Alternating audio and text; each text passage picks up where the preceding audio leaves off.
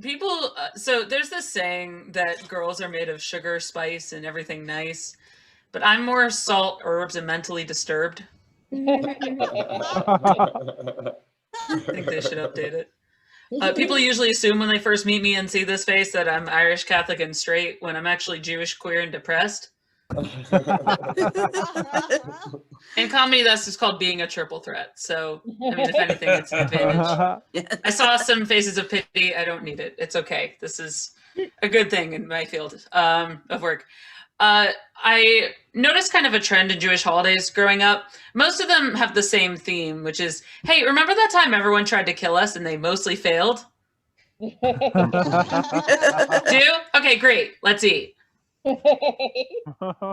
That's every Jewish holiday in a nutshell. I also found out that some anti-Semitic people, when they're not accusing us of owning lasers, like to call us cockroaches. And I actually kind of like that, though. Hear me out. Because other religions have been trying to exterminate us for centuries. The Inquisition, the Crusades, hummus shortages, the travesties like that. Even in the dinosaur era, all the dinosaurs thought the Stegosteins controlled the meteor. No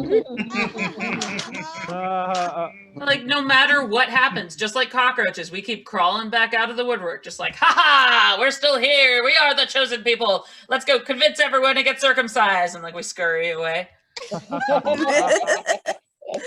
So I'm convinced, if God forbid there ever is an actual nuclear attack, that Jews, cockroaches, Betty White, and Keith Richards will be the only survivors. You heard it here first, everybody. I am the token Jew at work, which has its ups and downs. I work at a children's theater during the day, and sometimes they rent out space for other groups to use. And last year they rented out to this really sweet family for their son's bar mitzvah, which was great. But the bar mitzvah was scheduled during our opening night performance of Sound of Music Junior. Ooh. And for anyone besides that one person who's not familiar with Sound of Music, Act 2 features a lot of, how do I put this, Nazis. Yeah, in this case, tiny children dressed as Nazis, which is adorable, but still problematic. So while this kid's up on stage, reading his Torah portion, making his family proud, they could turn and look out the door to watch just at that moment as these little Nazi nuggets were running by because they had to chase the Von Trapp family into the Alps, is what we fervently explained to them when they complained after.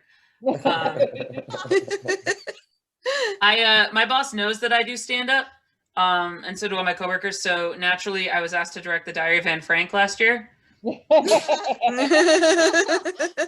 I got called up. My boss asked me if I wanted to direct Diary of Anne Frank, and I said, yeah, I'd love to. And he goes, cool. It's not just because you're the only Jew on staff. Please don't sue us. I'm like, okay. We got plenty of other reasons to sue anyway. But kidding. I love my job. Please don't fire me if you're watching this. But so I was actually really excited. So I was going around telling parents about it, make sure I got enough students signed up. And I told this one parent, she went, oh, Diary of Anne Frank, cool. Is that a play or a musical? And there's this awkward pause where I realized she was serious. And believe it or not, she was not the only parent that asked me that. So I sat down that night and I started writing Anne Frank the musical. I mean, it's going to happen eventually, and I think at least a Jew should write it when it does. Honestly, I'm really excited, you guys. I think it's going to be the best musical since Fiddler on the Roof. It's going to be a jukebox musical too. It'll be all Beatles songs.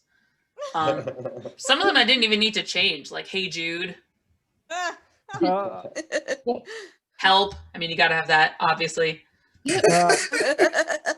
There's a few I made some adjustments to, like, hey, you've got to hide your Jews away. And don't let me downstairs. Here comes the son of a Nazi. It's going to be a great show with very quiet dance numbers. Probably no tap dancing. Every time I tell that joke, if you listen very closely, you can actually hear my ancestors rolling over in their graves. Fact.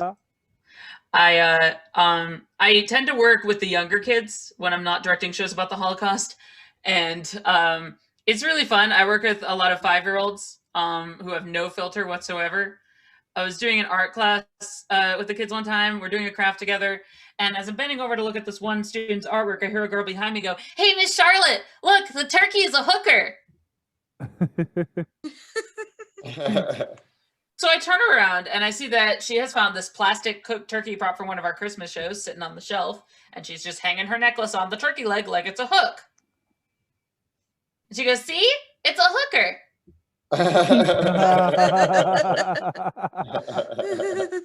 So, like a good teacher, I explained that the proper term is escort. I was like, "Look, that turkey has a name, all right? It's Amber, and she's just trying to get herself through law school, so leave her alone." Well, that poultry prostitute some respect. I'll end on this.